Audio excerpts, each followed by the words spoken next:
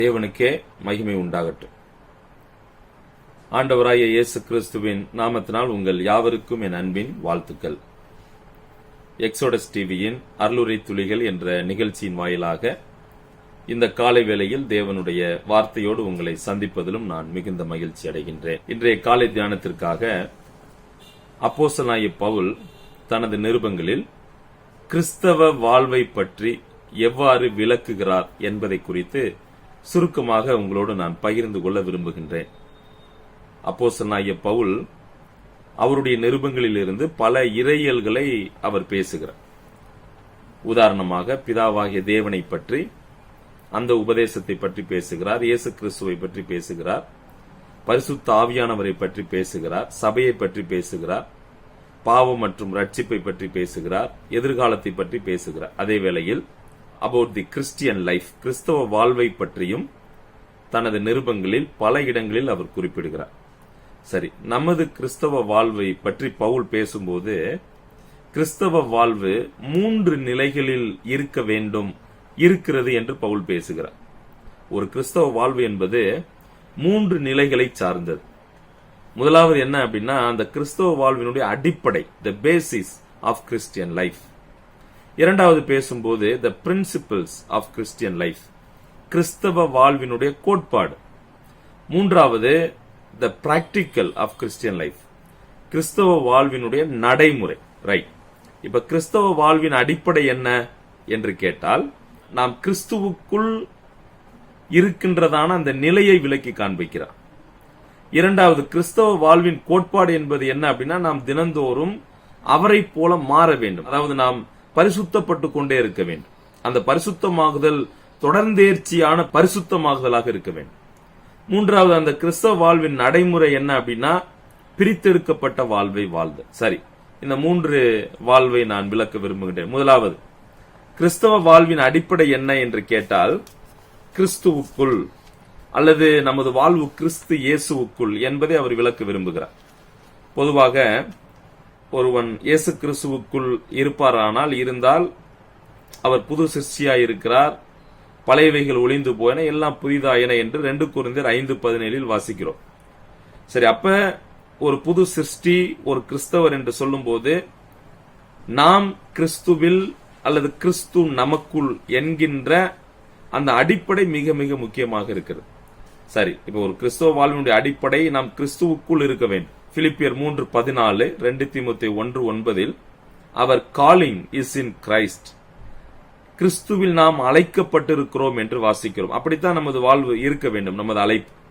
எபேசியர் 1:1 we are in Christ, நாம் கிறிஸ்துவில் உள்ளோம் என்று சொல்லுகிறார். எபேசியர் 1:4 கிறிஸ்துவில் நாம் தெரிந்தெடுக்கப்பட்டிருக்கிறோம், we are chosen in him.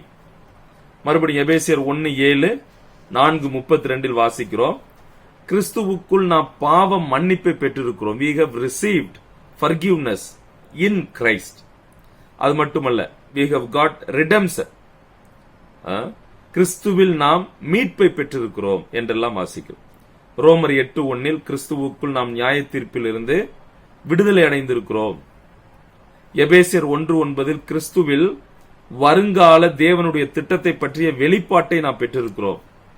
எபேசியர் 1:12 கிறிஸ்துவுக்குள் நாம் சுதந்திரத்தை பெற்றிருக்கிறோம். கலாத்தியர் 2:17 கிறிஸ்துவுக்குள் நாம் நீதிமான்களாக்கப்பட்டிருக்கிறோம், we are justified in Christ. அது மட்டுமல்ல, 1 கொரிந்தியர் 1:2 கிறிஸ்துவுக்குள் நாம் பரிசுத்தமாக்கப்பட்டிருக்கிறோம். எபேசியர் 1:17 கிறிஸ்துவுக்குள் நாம் ஞானம் பெற்றிருக்கிறோம், we have received knowledge in him, in Christ. எபேசியர் 1:18 கிறிஸ்துவில் நாம் நம்பிக்கையை பெற்றிருக்கிறோம், we received hope in Christ. So இந்த விதமாக கிறிஸ்தவ வாழ்வினுடைய அடிப்படை கிறிஸ்துவுக்குள்ளான அல்லது கிறிஸ்துவில் இருக்க வேண்டும். இரண்டாவது, இந்த கிறிஸ்தவ வாழ்வின் கோட்பாடு என்பது என்ன என்று கேட்டால், பரிசுத்தமாகுதல்.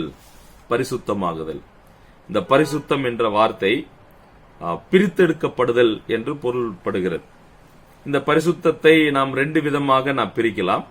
1 கொரிந்தியர் 6:11 படி, ரோமர் 12:1-2 படி. 1 நிலைப்பாடுள்ள பரிசுத்தம், அதாவது ரட்சிக்கப்பட்ட நாம் இன்றைக்கு நாம் பரிசுத்தவான்கள் என்று அழைக்கப்படுகிறோம், அதுதான் எனது நிலையாக இருக்கிறது. அது மட்டுமல்ல, நான் இன்றைக்கு பரிபூர்ணமான ஒரு பரிசுத்தத்தை நான் அடைவதில்லை. சோ இது ஒரு வளர்ச்சி அடைகின்ற அல்லது தொடர்ந்தேர்ச்சியான ஒரு ப்ராசஸ்ல இருக்கு. சரியா? அதாவது வளர்ச்சி அடைகின்ற பரிசுத்தம் அல்லது தொடர்ந்து அந்த பரிசுத்தத்தில் நாம் வளர வேண்டும், முன்னேற வேண்டும். இதுதான் கிறிஸ்தவ வாழ்வினுடைய கோட்பாடாக இருக்க வேண்டும். மூன்றாவது, கிறிஸ்தவ வாழ்வினுடைய நடைமுறை என்ன?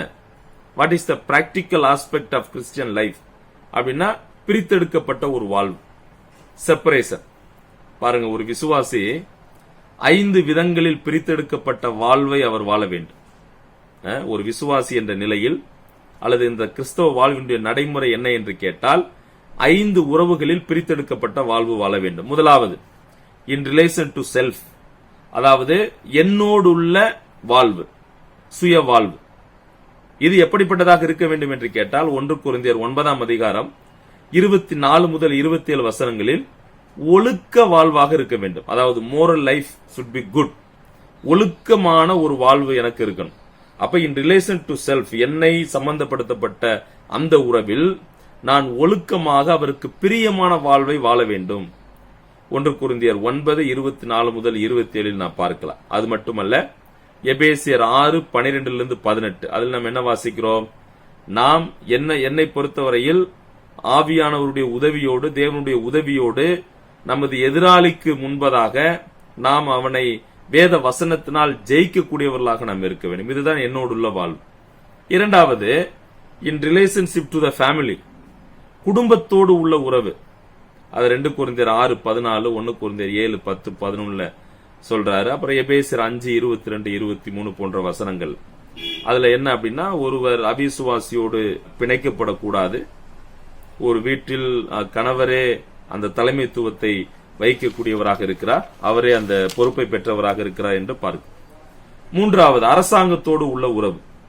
ரோமர் 13ஆம் அதிகாரம் 1-2 வசனங்களும் 1 தீமோத்தேயு 2:2 போன்ற வசனங்களிலும் நாம் மிக தெளிவாக காணலாம். அரசாங்கத்தோடு உள்ள உறவு, in relationship to the government. அங்கே என்ன சொல்லுகிறது? பவுல் என்ன சொல்லுகிறார்? நாம் அரசாங்கத்திற்கு கீழ்ப்படிய வேண்டும். we have to obey to our government. அது மட்டுமல்ல, அரசாங்கம் அது தேவனால் ஏற்படுத்தப்பட்டது. ரோமர் 13ஆம் அதிகாரத்தை நீங்க பார்க்கலாம். எந்த மனுஷனும் மேலான அதிகாரம் உள்ள யாவருக்கும் கீழ்ப்படிய கடவன் என்று நான் வாசிக்கிறோம். சரியான என்றால் அந்த ஆட்சி முறை தேவன் அல்லாமல் அது அவர்களுக்கு ஆட்சி கொடுக்கப்படவில்லை. இப்ப தேவனே ஒருவரை நியமிக்கிறார் என்றுதான் பவுல் அங்கே ரோமர் 13 சொல்லுகிறார். அப்ப அரசாங்கத்தோடு உள்ள எனது உறவுல அரசாங்கத்திற்கு கீழ்ப்படிய வேண்டும். ஏனென்றால் அரசாங்கம் தேவனால் ஏற்படுத்தப்பட்டுள்ளது. அரசாங்கத்தை எதிர்ப்பது என்பது தேவனை எதிர்ப்பதற்கு சமம் என்று நான் வாசிக்கிறேன். சரியா? அப்ப அரசாங்கத்திற்கு செலுத்த வேண்டிய அலுவல்கள், மரியாதைகள், வேலைகள் இவைகள் எல்லாம் நாம் செய்ய வேண்டும். அது மட்டுமல்ல, நாம் எல்லா பக்தியோடும் நல்லொழுக்கத்தோடும் வாழ அவர்களுக்காக, அரசாங்கத்திற்காக நாம் ஜெபிக்க நாம் கடமைப்பட்டிருக்கிறோம். இதுதான் அரசாங்கத்தோடு உள்ள உறவு. அடுத்து, வேலையோடு உள்ள உறவு, in relationship to the work. அதை 1 கொரிந்தியர் 7:20-22 வாசிக்கிறோம். The responsibilities which is given to us, we have to be faithful. So நமக்கு என்ன கொடுக்கப்பட்டதோ அதை நாம் உண்மையோடு செய்ய வேண்டும். கொலோசியர்ல ரொம்ப அருமையா சொல்லுவார்.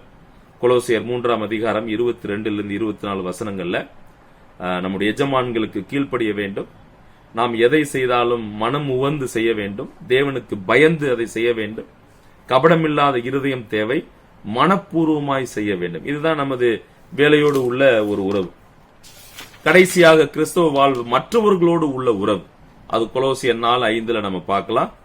சோ அதே போல எபேசியர் 5:16-18 நம்ம பார்க்கலாம். நாட்கள் பொல்லாதது, அதனால காலத்தை பிரயோஜனப்படுத்துங்கள் அப்படின்னு நம்ம வாசிக்கிறோம். ரைட். அப்ப இதுதான் கிறிஸ்தவ வாழ்வினுடைய நடைமுறை காரியமாக இருக்கிறது. அப்ப முதலாவது நாம் சிந்தித்தோம், கிறிஸ்தவ வாழ்வை பற்றி பவுல் என்ன பேசுகிறார்? கிறிஸ்தவ வாழ்வின் அடிப்படை கிறிஸ்துவுக்குள் இருக்க வேண்டும். இரண்டாவது சிந்தித்தோம், கிறிஸ்தவ வாழ்வின் கோட்பாடு நாம் பரிசுத்தமாக வேண்டும். நாம் பரிசுத்தர்கள், நிலைப்பாடுள்ள பரிசுத்தத்தை பெற்றிருக்கிறோம். இருப்பினும் நாம் அவரை பின்தொடர்ந்து நாம் போக வேண்டும். பரிசுத்தமாகுதலை நாம் தொடர வேண்டும். மூன்றாவது, கிறிஸ்தவ வாழ்வின் நடைமுறை. அது என்ன? ஒரு பிரித்தெடுக்கப்பட்ட வாழ்வை வாழ வேண்டும். சோ ஆண்டவர் நமக்கு உதவி செய்யட்டும். அதுல நம்ம 5 உறவுகளை பார்த்தோம். என்னோடு கூட உள்ள உறவுல நான் ஒழுக்கமாக வாழ வேண்டும். குடும்பத்தோடு உள்ள உறவுல குடும்பத்தை சரியான முறையில் பொறுப்போடு நடத்த வேண்டும். அரசாங்கத்தோடு உள்ள உறவில் நான் அதற்கு கீழ்ப்படிய வேண்டும், அதற்காக ஜெபிக்க வேண்டும். வேலையோடு உள்ள உறவில் நான் கீழ்ப்படிய வேண்டும். கபடமில்லாத இருதயம் தேவை. மனப்பூர்வமாய் நாம் செய்ய வேண்டும். மற்றவர்களோடு உள்ள உறவுல நாம் காலத்தை பிரயோஜனப்படுத்த வேண்டும். ஆண்டவர் நமக்கு உதவி செய்யட்டும். நமக்கு கொடுக்கப்பட்ட இந்த அருமையான கிறிஸ்தவ வாழ்வை வாழ்ந்து அவர் நாம மகிமைக்காக ஜீவிக்க ஆண்டவர் நம்ம ஒவ்வொருவருக்கும் உதவி செய்வாராக. தேவநாமம் மகிமைப்படட்டும். ஆமென்.